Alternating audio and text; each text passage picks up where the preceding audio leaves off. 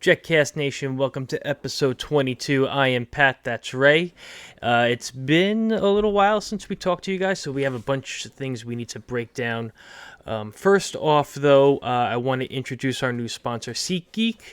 Use code JETCAST at checkout, that's JETCAST at checkout, and you'll get $20 off your first order.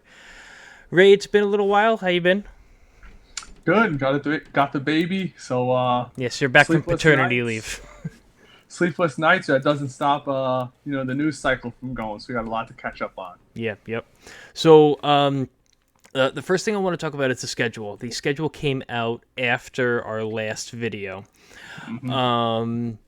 What were your first thoughts in looking at it? I know we have our first Monday night season opener in over a decade against the Bills. I have us with at least more than 11 wins. I think we're going to split with the Bills, sweep Miami, sweep the Pats. One of the things that... Sweeping the Pats. The Pats. And I also want to point out that we are going to have less travel because we play the Giants and it's technically an away game. And the AFC has the extra game this year, so we have 10 games at MetLife. Even though one of them is technically an away game, it's not really going to be an away game. Right. What did you think when you first saw the schedule?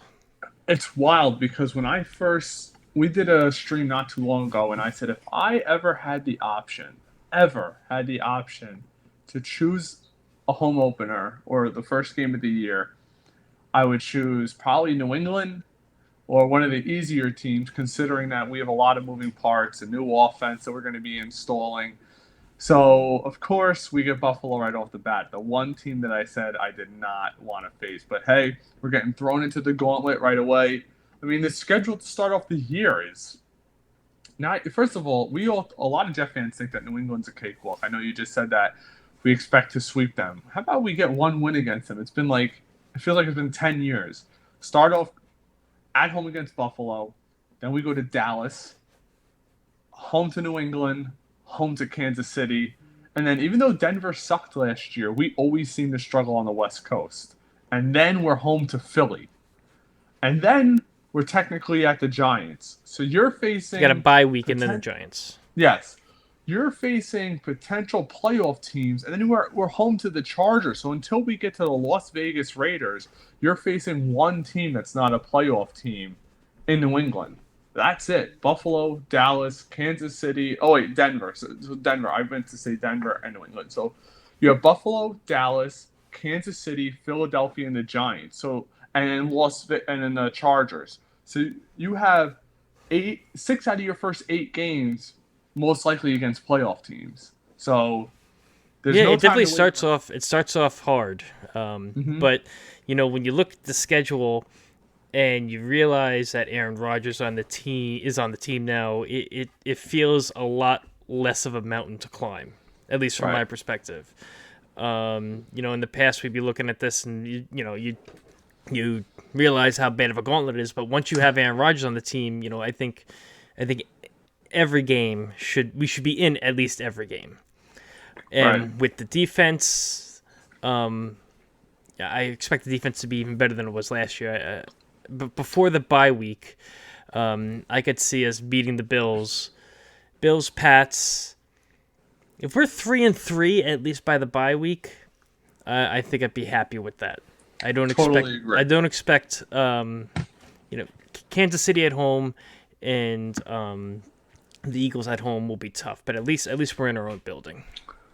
Yeah, and considering, if you're going into, so what are you figuring? You're figuring win at Buffalo, hopefully a win at Dallas, win at New England. You're going to probably lose. We'll see. I say I give us a loss to New England. If you win against Buffalo, you win at Dallas, lose to New England and Kansas City, you're 2-2. If you could win at Denver, you guarantee yourself at least 500 going into the bye. That Denver game is an absolute must-win.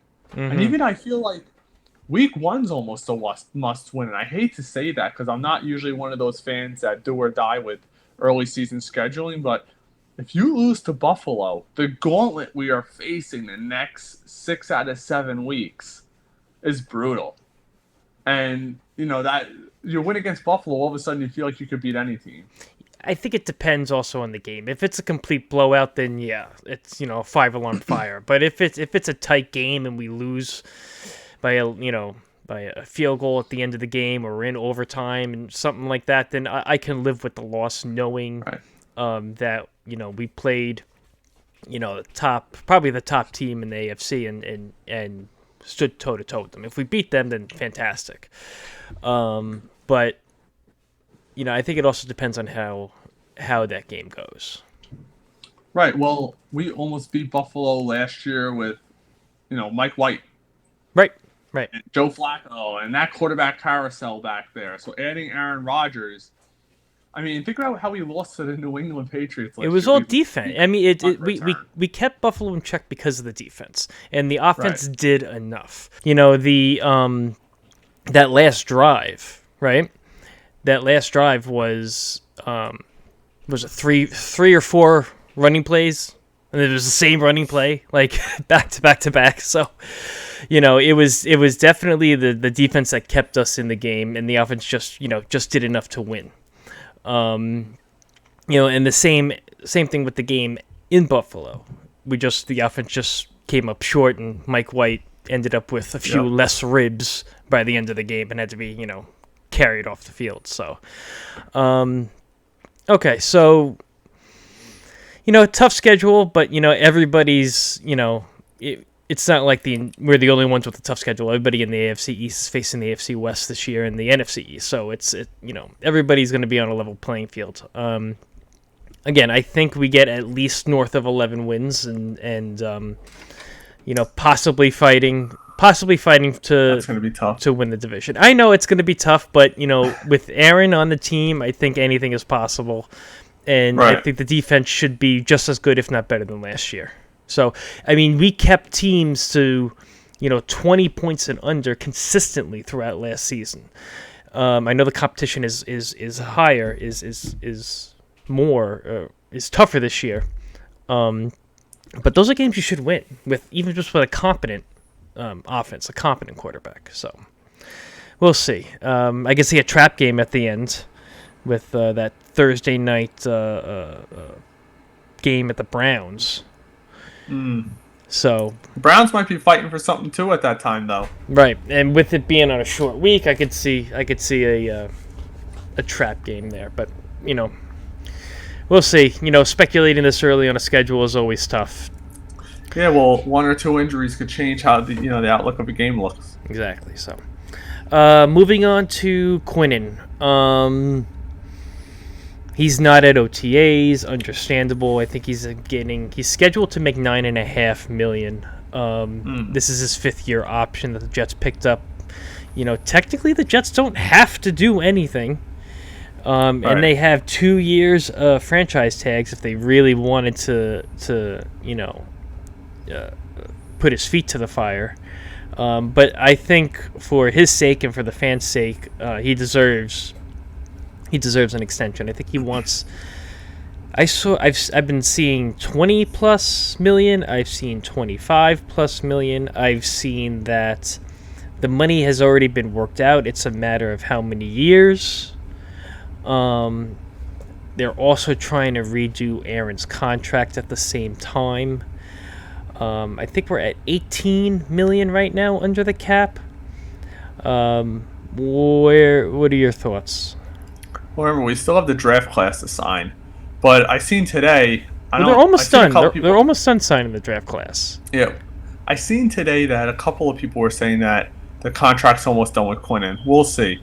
The reason why I'm hesitant to go along and say, okay, let's just do the franchise tag thing, is because that automatically goes right to your cap. There's no playing around with that money. So if you're going to franchise tag him at $20 million next year, that's straight $20 million. There's no you could bonus it to try to make it a lesser cap hit and move it along.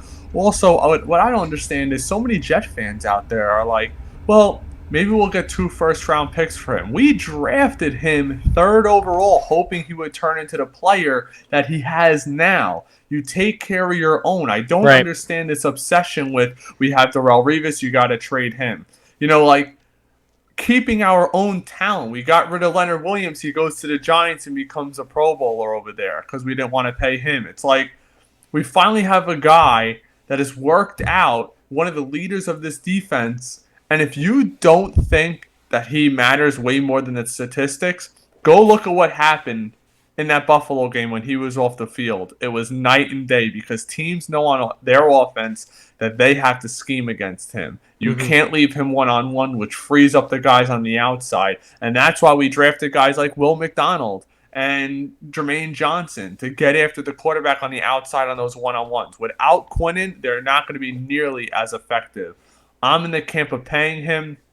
We have the money towards next year. And if you make it a long enough contract, maybe you add a void year or 2, and you could extend it out where you got to make him happy. You don't want him not showing up. It's and him being a cancer in the clubhouse. Not saying he would, but he's already not showing up for OTAs.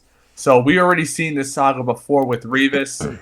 How he didn't show up, it caused a little friction in the locker room. Well, he didn't show up to training camp. It was a little different. Right. They really dragged that. That got really dragged out.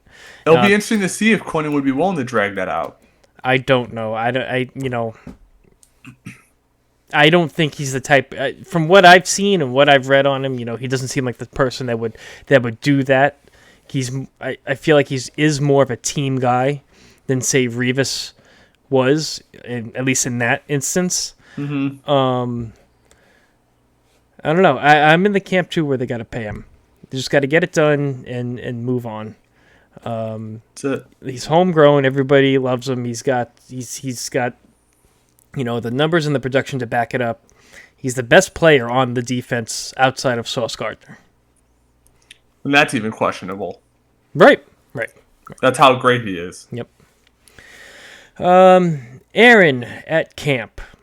The fact loving that the videos. I know. Every time the Jets drop something, I'm fawning over it, turning it into content. I'm doing everything I can, man. Every single video, I can't get enough. The fact that he's even at camp is huge. Him not going to OTAs for years in Green Bay.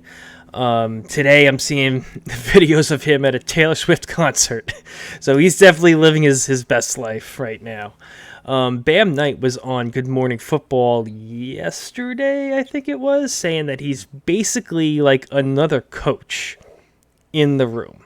He mentioned that during one of the first meetings during the install of the offense, he's actually sitting up in the up in the top row of the auditorium. No one knew he was there, and he starts quizzing guys on the actual routes and decisions that they would have to make. So that just is insane. That he's putting in the time. He wants to make sure everybody's on the same page. He's bringing in accountability, a player accountability that has been lacking for a long time. He's going into huddles and he's telling guys to get their shit together, and it's something that I love to see. It seems like he's all in. I was questioning whether he would be all in, but he's all in. Yeah, we don't have the young quarterback thing. How many years between, whether it's Sam Darnold or even back with Mark Sanchez and there and isn't Zach a question Wilson. There isn't a question at quarterback. Right. For the first time since Chad Pennington. Mm-hmm. He doesn't have to go to the coach and say, well, what do we do here? Like, how many we saw that we all fawned over that last year. We saw it in training camp. Zach Wilson asking questions. Well, this happens and this happens, and Mike LaFleur's like, well, he's eating it up. He's learning, yada yada yada. It's so nice to say, no, the players are going to ask the quarterback what the hell's going on, not reverse. Right.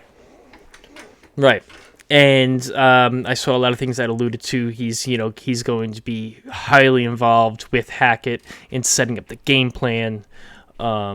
He is basically another. He has so much experience, so much knowledge. He's basically another coach, and the players are certainly feeding off of it. One interesting thing, just kind of on a side note, I saw today that Jimmy Garoppolo failed his physical. in Vegas. Bullet Yeah, dodged, I think. Yeah, bullet dodged, I think. I know they were kicking the tires a little bit on Jimmy G, but it was some sort of metal plate in his foot, and there's now a clause in his contract where they can get out of it if he has an injury to that foot. Or I think if they can like cut him with almost no repercussions for 2 games into the season, something like that. That is just wild. But we all knew Jimmy G was made of glass. The guy's been made of glass. He's missed a ton of time, a ton of games over the last few seasons. So it's not like you can get him and say, oh, he's got a clean bill of health, everything's going to be great. It's not like that with him. Guys that are like that are just always injured. They always have something nagging. And it turns out, I believe what I read was, he supposedly was told that he didn't have a Liz Frank injury. He had an injury to his ankle. And now when he went to the Raiders, supposedly he does have that injury and it may actually require surgery. So he's pissed off because the 49ers originally told him, no, you don't need surgery. This is going to heal through physical therapy, yada, yada, and basically cost him 5 to 6 months of recovery time after the surgery would have happened to go into OTAs and training camp. Now he's going to miss a ton of time. Yeah, and now the surgery apparently is not the surgery apparently was not, from what I'm seeing, not done in a proper way to keep the ankle in a stable. I'm looking for the words, but the surgery wasn't done in a way that is it's not gonna, it may not hold up, and that's why he failed the physical. So it's like Carlos Correa. I was literally gonna say the exact same thing. It's like the Carlos Correa decision. The Mets dodged a bullet on that one.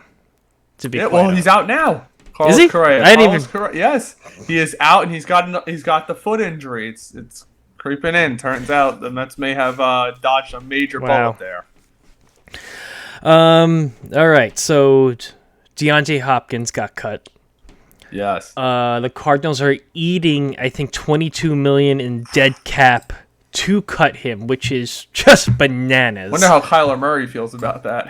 Who cares? Well, they gave him a massive contract not too long ago. He previously said that he is not interested in the Jets at all, but that was before Aaron Rodgers was on the team. So I could at least logically see that his opinion may change on that. A guy like him, it will depend on really money. That's what it's going to depend on. Unless he's another guy that figures, I'm getting older and I want a championship, and maybe the Jets are an avenue for that. He would clearly be an upgrade over Corey Davis. Mm-hmm. The question is if they can make the money work, and whether he is willing to kind of backtrack or move away from his comments previously on wanting to be on the Jets.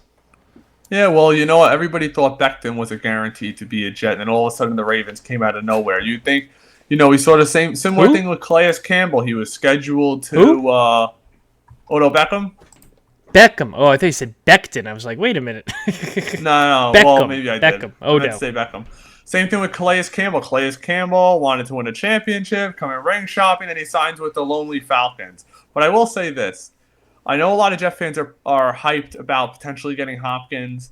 Last year, he only played 9 games, but he tied his career low for receptions, yardage per reception. Not saying he's lost it, but it's a concern for me. The steroids that he took is actually, I believe it's completely banned in the United States, even for like regular use. Oh, really? So like, there's no Paul and I were talking about it earlier today. There's no I accidentally took it, I ate it in something. No. Right? Yeah, no, it is deliberately taken. And usually when guys get into their 30s, if they feel they lost a step, maybe he did that. I mean, he's one suspension away from losing an entire season. And I don't know. It's just, I understand you can cut Corey Davis, saves you $10.5 million, but I'm hearing he wants some crazy guarantee money over multiple years. It's just something that scares the hell out of me. Right. I don't think he's as fast as he once was. Obviously, he's got great hands. We all know that. It'd be really enticing to see him opposite side Garrett Wilson and Lazard in the slot. But I don't. He's character issues there. Character issues there too. I think you got to take if someone, I would rather keep Corey and keep the locker room, the way it is than bring in someone like Hopkins, even though he is such a talent, we may not need him based on the talent we already have at wide receiver. I also don't want it to sacrifice in other areas. If you're gonna say he's gonna get a 3-year deal at $16 million per with 32 guaranteed, if he's lost a step, you're stuck with him the following season. Corey Davis, you get out from after this year. When I see a guy that's in their 30s, even if they're early 30s or just turned 30, and they get caught taking steroids, that tells me in their head that they've lost a step. You know who did that? And I know we're cross-referencing sports, but Robinson Cano did that. Right. Look at him before and after. And what's funny is his last year with the Mets, before they cut him and paid his salary, he was having a great year. Then, boom, he gets hit for steroids again.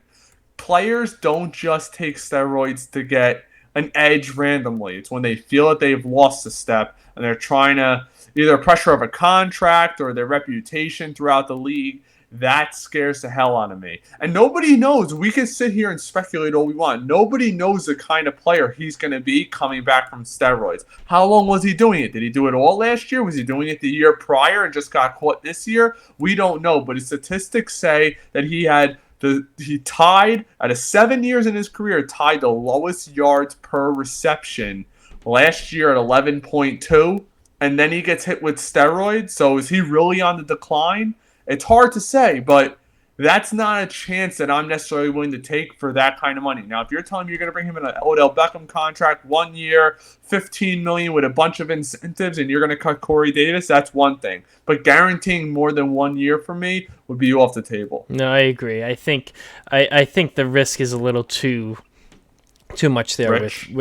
Too rich. I think he's going to probably ask for too much money. I think he'll be probably a cancer in the locker room. I'm good with where we're at right now. I am not worried. I'd rather spend the money to get Quinnen signed, to get Aaron reworked, and go right into the season. All right, guys, so that's all we have for you today. I want to thank Ray for giving his time today. I know you're very busy with the newborn. Very busy. Very busy. So, but what? Wednesday night we are going to. We have not released it yet. We have a great guest, and once he's confirmed on Monday on Twitter Spaces, 7 to 9. If you're not following us, JetCastPod on Twitter. We'll also post it on Facebook, and maybe I'll have Pat put in the description of this video as well. I'll put it in the description of the video. Just the link. You do not have to even have a Twitter account to join. You could just click it and go into the listener spot. This gentleman covers all national NFL teams. He's going to be a great guest. He's get some great insight, and it's going to be interesting to see what the perspective from outside of the division might be on the Jets. We're all clamoring, saying we're going to win 10, 11, 12 games. Does everybody else in the league really believe that? And what are reporters saying around the league? So it's going to be some great insight. Make sure you tune in Wednesday, 7 to 9. Awesome. That's going to be Wednesday, May 31st. If you're new here, please give us subscribe. If you like our content, like the video, follow us on Twitter, follow us on TikTok, Instagram, everywhere at JetCastPod. And don't forget our new sponsor, SeatGeek, JetCast at checkout, gets you $20 off. Thanks, everybody, and we'll see you on the next episode. Go Jets.